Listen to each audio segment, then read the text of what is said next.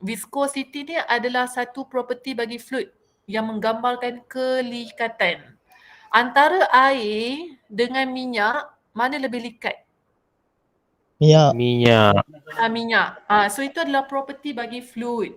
Okay, jadi kita nak explain secara fizik apa tu maksud viscosity, apa maksud kelikatan tersebut. Okay, kemudian lepas dah faham maksud viscosity, kita akan gunakan idea Stokes law. Stokes law ni konsep dia senang je.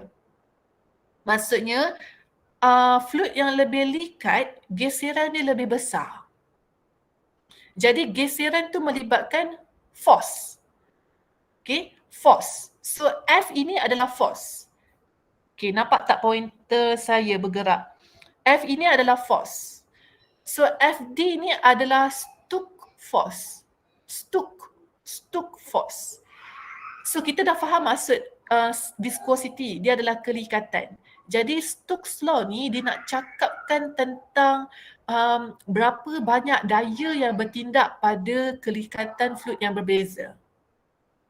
Okay, jadi F ini adalah Stokes force. FD tu adalah Stokes force. Stokes force ni khusus untuk geseran daya yang wujud antara liquid, antara fluid. Contoh air dengan minyak. So geseran antara air dengan minyak. Geseran masing-masing itu adalah Stokes force.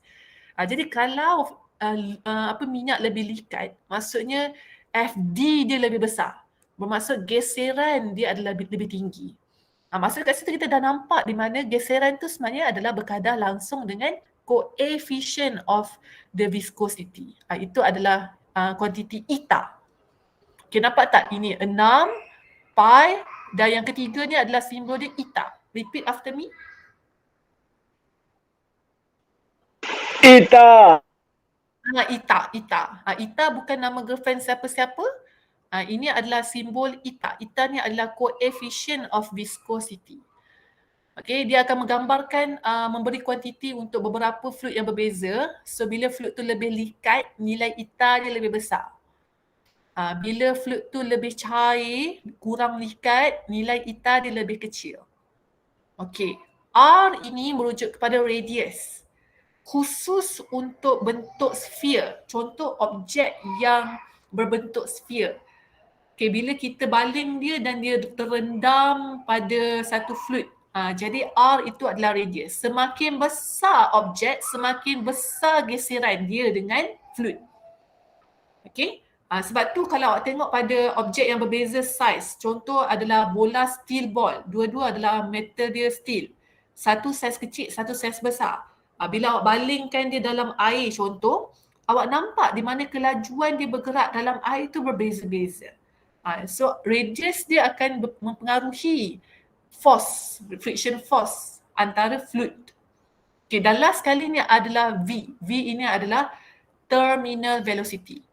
Bermaksud halaju yang dia bergerak, halaju objek yang bergerak di dalam fluid. Okay, so ini dinamakan Stokes law. Okay, right. Stokes law ni khusus untuk tahu apakah daya geseran yang wujud antara fluid. Okay, dan kemudian kita akan fokus kepada graf. Okay, graf yang ada untuk subtopik ini hanya satu sahaja graf. Graf dia adalah VT, iaitu velocity time. Velocity ni merujuk kepada kalau konsep kita belajar topik yang dynamic, linear motion semua ni, yang sebelum-sebelum ni, velocity itu adalah objek pada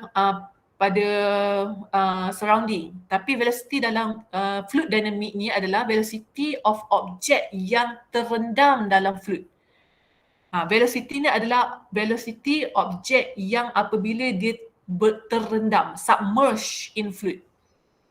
Contoh kalau awak ada dua objek yang berbeza dia punya material.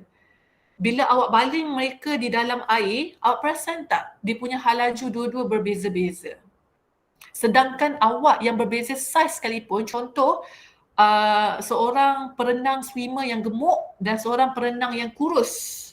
Seorang gemuk, seorang kurus. Bila mereka menyelam dalam air, awak perasan tak berbeza halaju mereka bila mereka nak sampai ke dasar?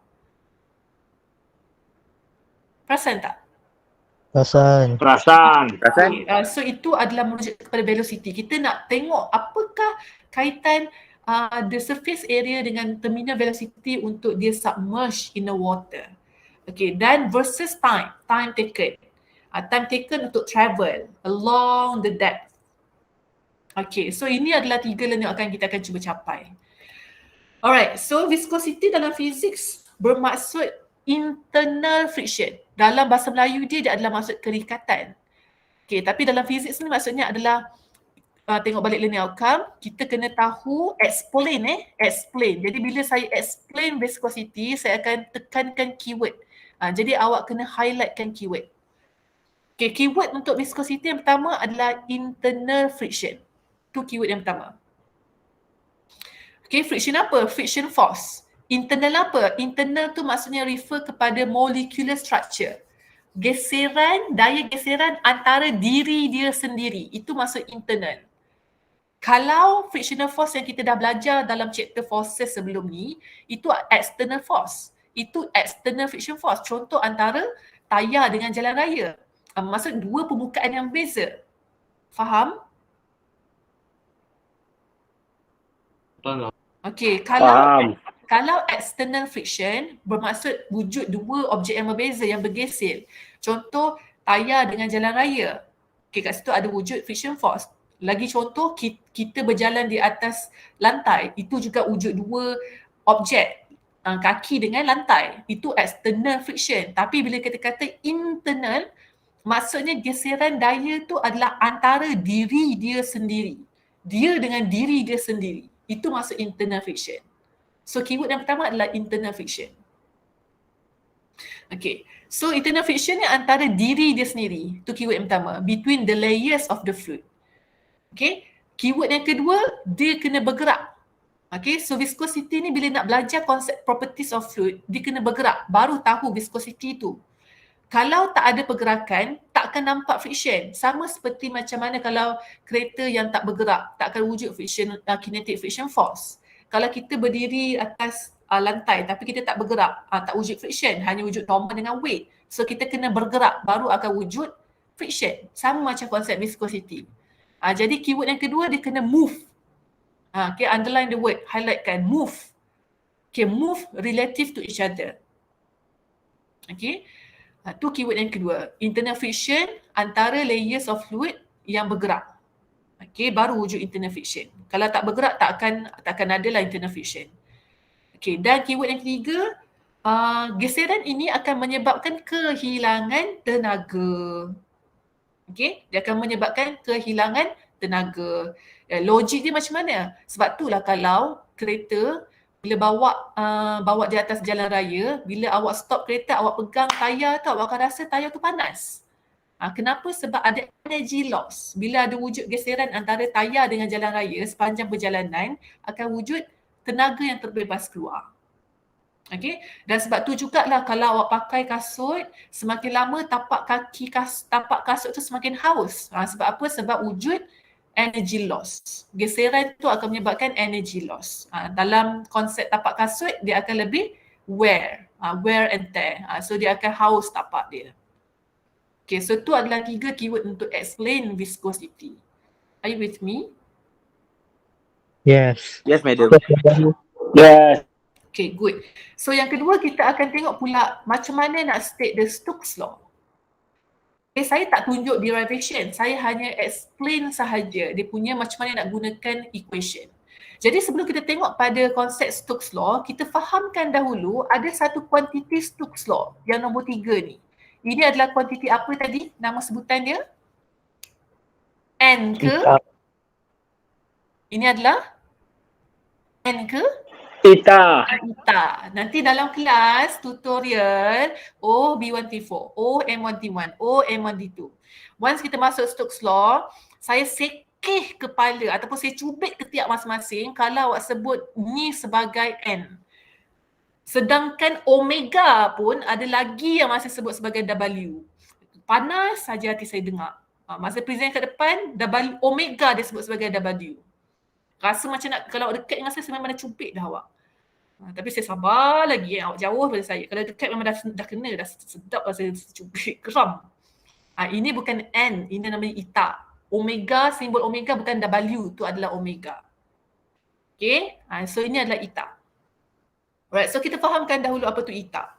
Okay, eta ini adalah coefficient of viscosity.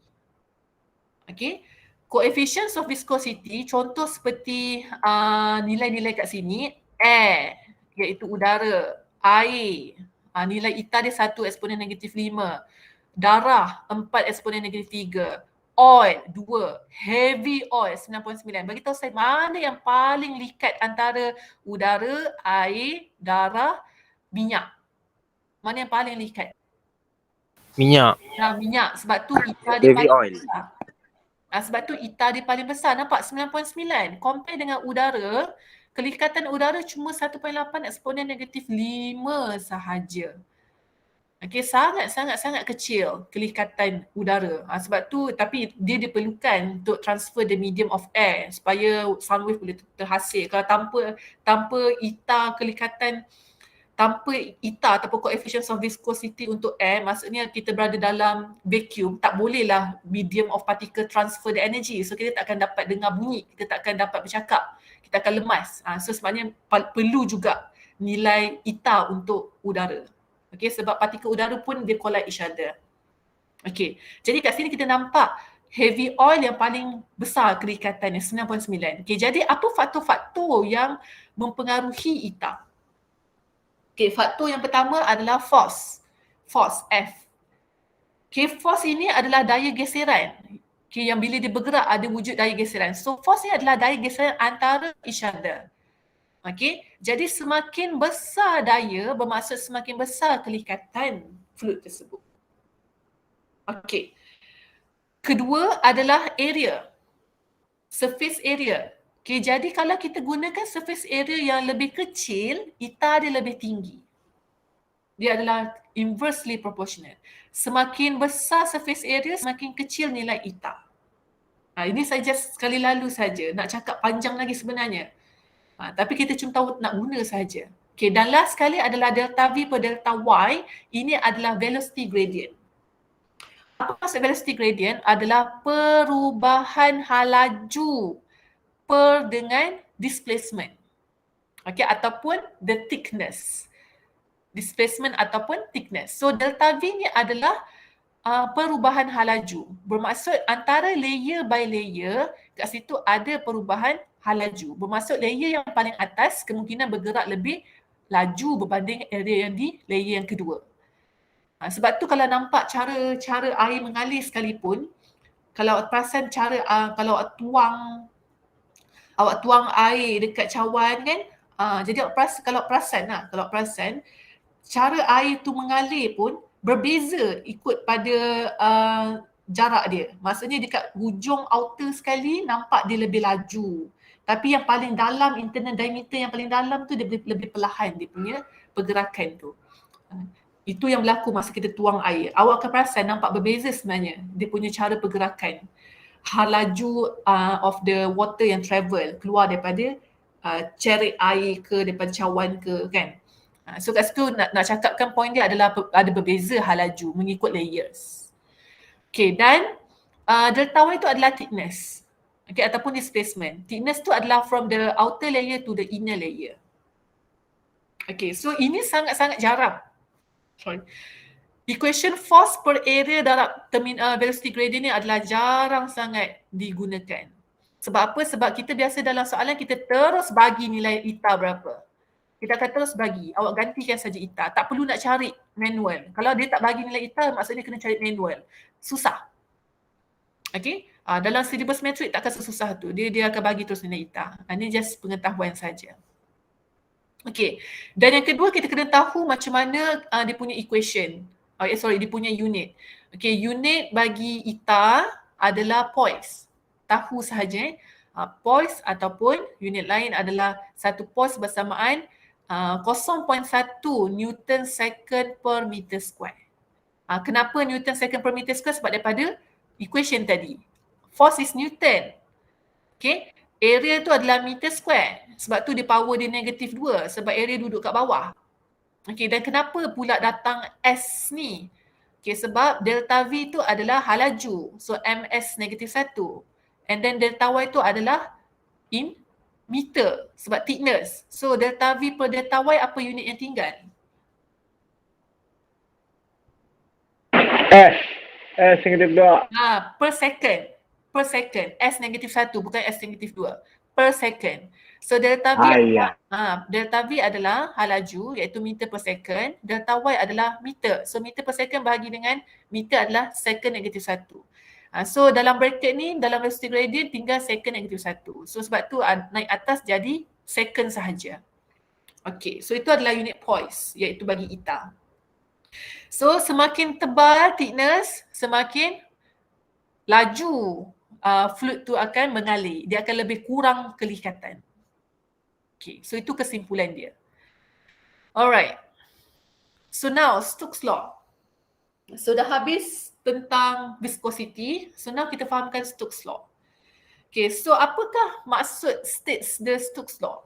Okay, jadi Stokes law ni kata jika kita ada satu sphere of radius, dia khusus pada sphere, dia macam generally bentuk dia adalah sphere. Secara realitinya bukan sphere, dia banyak bentuk. Sebab objek yang submerged in water bukan sekadar bentuk sphere. Kita sendiri pun bukan bentuk sphere.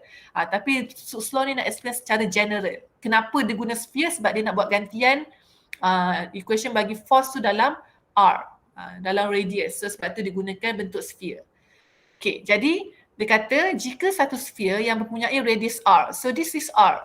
Okay, labelkan this is R, radius R. Kalau awak pegang kertas, pegang pen sekarang, kalau boleh lukiskan. Bila saya tunjuk dekat PowerPoint, awak lukiskan. Lukiskan sphere, lukiskan, labelkan R.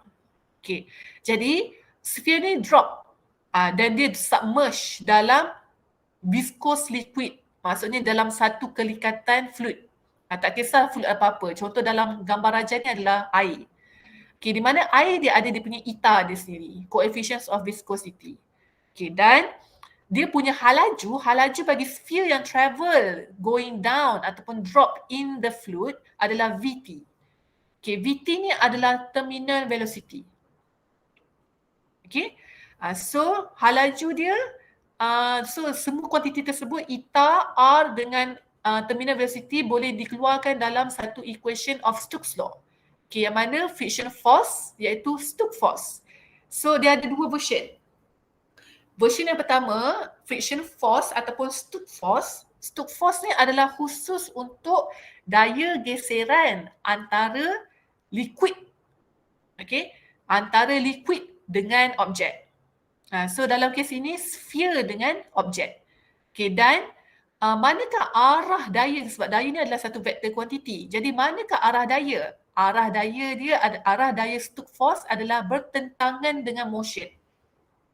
Jadi kalau sphere ni drop ke bawah, motion Vt dia ke bawah. Jadi arah daya tu adalah opposite to the motion. Dia konsep yang sama macam friction force. Konsep friction force adalah daya geseran wujud antara dua surfaces yang opposite to the motion. Jadi kalau kita bergerak ke kanan, friction ke kiri. Kita bergerak ke atas, friction ke bawah. Sama macam sphere tersebut. Jadi bila dia drop ke bawah, Stokes force ke atas. Kenapa Stokes force ke atas? Sebab objek ni bergeser dengan the fluid. So fluid tu adalah di sekeliling surface. So secara average ni dia akan berada di permukaan depan dan kiri kanan. Yang atas ni ada juga geseran tapi sedikit sangat. Jadi ambil sekadar secara general, Stokes force tu arah dia ke atas. Okay, dan fungsi Stokes force ni lah yang memperlahankan pergerakan objek yang jatuh dan submerged in the fluid. So tu dia punya function. Apa function Stokes force? Untuk dia memperlahankan pergerakan objek yang jatuh ke dalam fluid. Okay, jadi kaitan dia adalah ada dua version, sama ada Stokes force sebagai Fd, okay, ada juga version Stokes force sebagai Fv. Mana-mana satu diterima. Saya biasa guna Fd. Kebiasaan saya guna Fd. Okay. Jadi semakin besar radius, R dia besar, maksudnya semakin besar lah geseran. Logik lah sebab bila area besar, geseran dia akan lebih besar. So Fv dengan R berkadar langsung. Okay, yang kedua. Semakin likat fluid, semakin besar juga daya geseran. Juga logik. Sebab bila dia likat akan lagi banyaklah collision antara partikel dengan objek. So dia juga berkadar langsung. Okay. Dan jika semakin laju objek tersebut terbenam dalam fluid, maksudnya geseran dia juga semakin tinggi.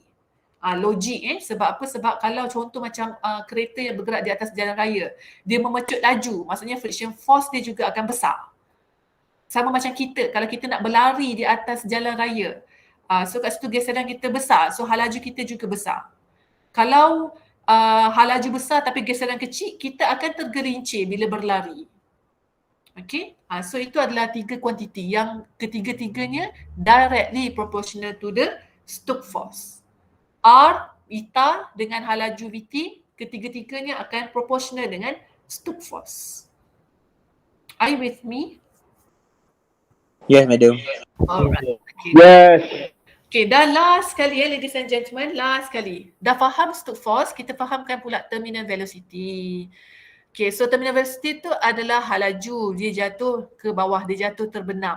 Dia jatuh bebas dalam fluid. Okay, katakan daripada permukaan fluid sampai kedudukan akhir dia di sini, contoh, itu adalah delta T, selang masa.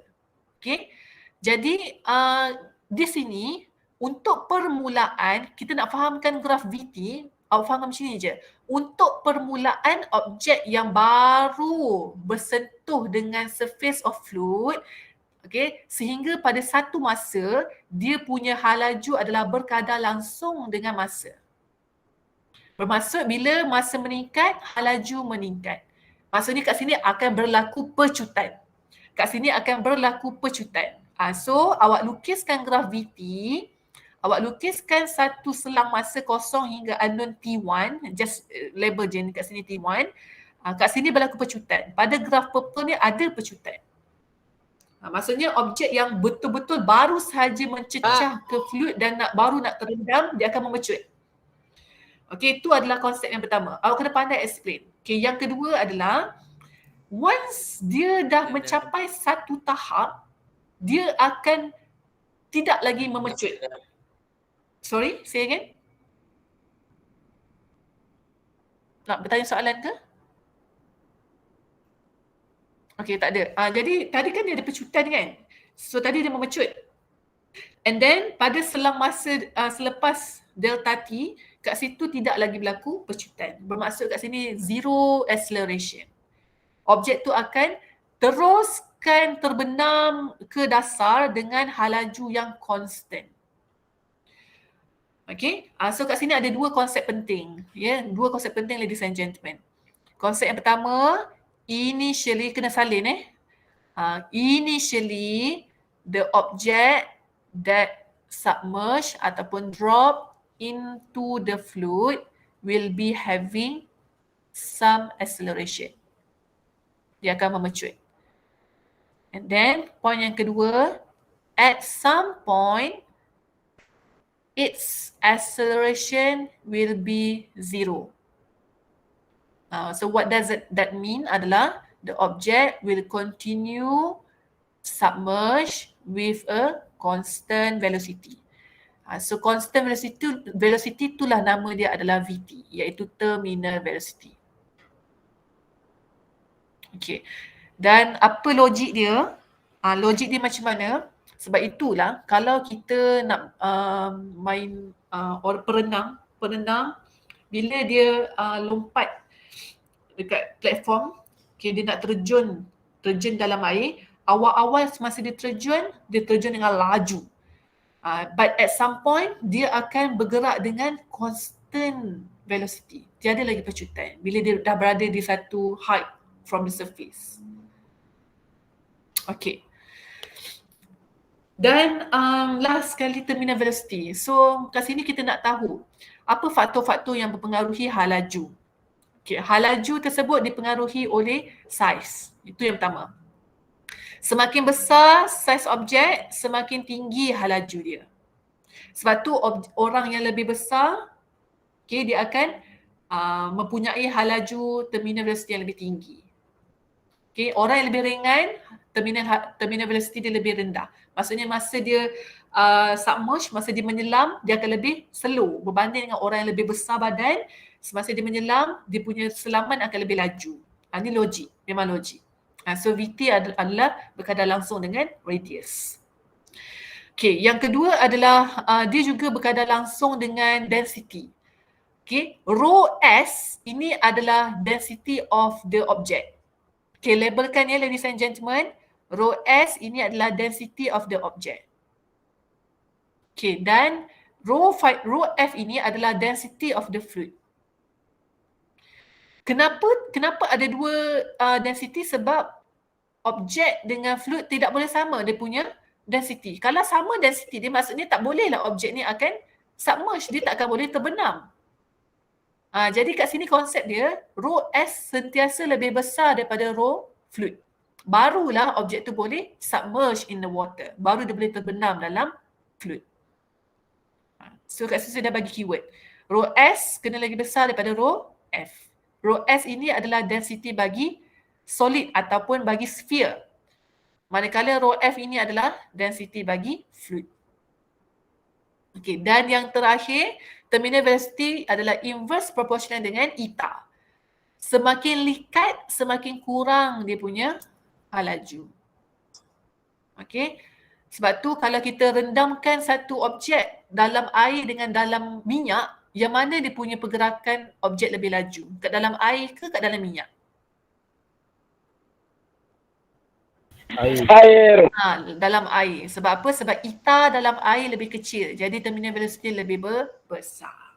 Okay. Okay, sebelum saya habiskan lecture ni, awak kena tahu sahaja di mana once objek tersebut mencapai terminal velocity, daya weight of the object, weight tu ke bawah, daya weight of the object adalah sama dengan daya Stokes force dan buoyant force. Buoyant force ni adalah daya apung. Daya apung adalah opposite to the motion. Sama macam konsep Stokes force. So ada dua daya yang opposite to the motion, which are Stokes force dengan buoyant force. Force plus buoyant force sama dengan weight once terminal velocity dicapai. Selagi mana terminal velocity itu tak capai, selagi itulah weight lebih besar daripada Stokes force dengan buoyant force. Okay. That's it. So saya tak masuk kepada 8.6. Jadi kita ambil masa 10 minit. Kita ada masa 10 minit lagi now untuk bincangkan soalan. 1 jam setengah kelas hari ni. So saya ada So 4 jam setengah lagi kelas kita. Kelas ganti kita 4 jam setengah lagi. Oi, banyaknya nak ganti kelas. Okay, ladies and gentlemen. Okay lagi tak? Satu lagi soalan kita nak buat. Okay, soalan 4 je, betul habis. Soalan 4. Okay, jom kita buat sama-sama soalan 4. Okay, keluarkan information.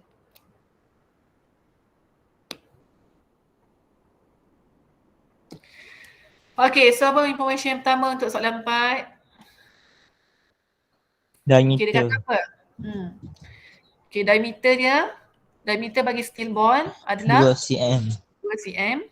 So boleh tukar dalam meter pun boleh, tak tukar pun tak apa. Saya saja tukar. Okay, dan density steel ball so labelkan macam ni. Rho S. Okay, 7,9,0,0. Okay, dia falls vertically in a cup of liquid of density. So 850 tu adalah rho F. Okay, 850. Okay, depth dia adalah 20 cm. So itu height. 20 cm. Okay, dalam masa 3.3 second. So itu adalah delta T, 3.3 second. Okay, kalau kita nak fahamkan dalam gambar rajah, so ini adalah liquid. Okay, jadi ini adalah steel ball.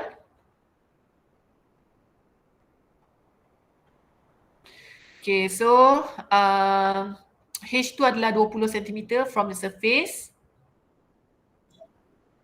Okay, so ni adalah height 20 cm. Okay, dan ini juga adalah delta T. Selang masa delta T 3.3. Okay. Jadi by using a suitable figure, determine the terminal velocity of the ball. Okay, so ni adalah figure dia. Okay, ni adalah figure. Okay, salin apa yang saya buat kat screen.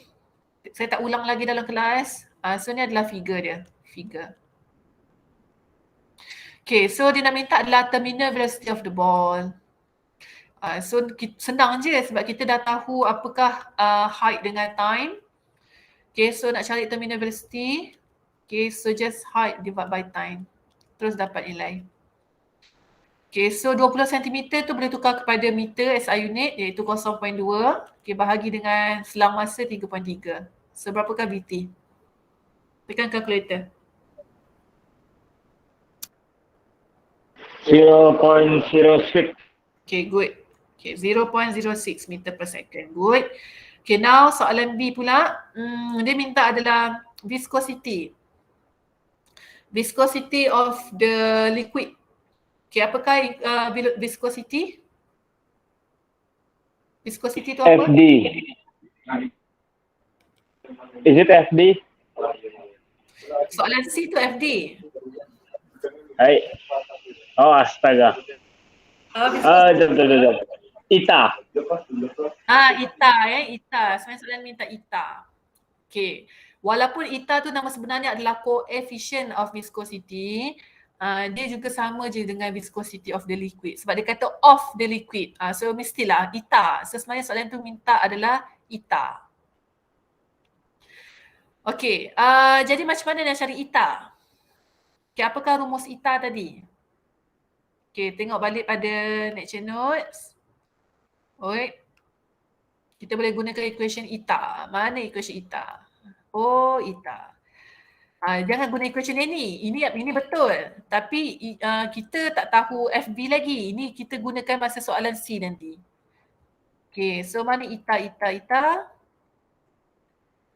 Ini Ita dia.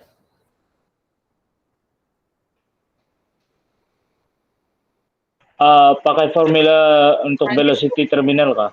Ini boleh. Ini lagi senang. Okey, tengok Dia ada dua equation yang ada Ita. Tengok. Kat sini ada Ita. Perasan tak? Ni ada Ita. Nampak. Okey. Nampak kan? Tapi terlalu banyak unknown. A boleh tahu sebab dia bagi diameter. So boleh cari gunakan rumus surface area bagi sphere. F ini adalah force. Tak tahu nilai dia. Halaju delta V pun tak tahu dan thickness pun dia pun tak tahu. So ada 3 unknown. F tak tahu, delta V tak tahu, delta Y tak tahu. So tak boleh gunakan equation ni untuk cari Ita. So cari lagi mana equation Ita. Perasan kat sini ada satu lagi equation Ita. Ni. Perasan tak ada Ita kat situ? Perasan tak? Jadi kat sini kita boleh gunakan equation ini sebab soalan A tadi kita dah cari dah terminal velocity. R pun dah ada bagi dalam soalan. Rho S pun dah tahu, rho F pun dah tahu, G pun dah tahu. So gunakanlah equation tersebut. Okay, so nak cari Ita macam mana? So gunakan VT bersamaan 2. Jangan risau sebab dalam exam nanti kami akan bagi equation ni. Rho 2R square. Awak cuma pandai gunakan je. Rho S tolak rho final. Sikit lagi, 3 minit lagi, bahagi G, darab G, bahagi dengan Ita. Okay, masukkan saja gantian 0.06. So radius, berapa radius steel ball? 1. 1. 0.01. Good. 0.01. Square kan dia. So density bagi solid ataupun objek adalah 7,900. Untuk fluid pula adalah 850, G adalah 9.81 dan bahagi dengan Ita. Dapatlah nilai Ita. Tekan calculator ladies and gentlemen, dapat tak jawapan Ita 25.2 points? Dapat. Okay, so 25.2 points. Points ataupun Newton second M negatif 2. Okay, siap. Okay, dan soalan terakhir, 2 minit. Okay, viscous force due to the liquid. Nampak tak? Due to the liquid. Maksudnya adalah geseran antara liquid dengan objek. Automatic tu adalah Stokes force. Okay, ni sebenarnya minta adalah viscous force ataupun Stokes force. Ni adalah Stokes force. Soalan tu minta. Kenapa? Sebab dia kata baca dalam soalan keyword dia adalah force due to liquid on the ball. So due to liquid ni adalah geseran daripada liquid kepada objek. So tu adalah automatic Stokes force. Okay, so gunakan rumus Stokes force. Okay, so FD bersamaan 6 pi Ya. 6 pi darab R R. darab eta Eta. darab Terminal velocity. terminal velocity. Ada square tak? Tak ada kan? Ni je kan? Betul tak? Betul. Okey. Betul Okey. So masukkan gantian. Straightforward. Okay, R 0.01, eta tadi 25.2, terminal velocity tadi adalah 0.06. Tekan calculator. Dapat tak Stokes force? Dapat 0.29 Newton. Alright, okay. Dan logically last word, logically FD ni kena lebih kecil daripada weight of steel ball. Okay, barulah steel ball tu boleh submerge in the fluid. Kalau weight lagi besar, kalau weight lagi kecil, taklah dia akan terbenam. Dia akan terapung je dekat fluid. Okay, itu sahaja ladies and gentlemen.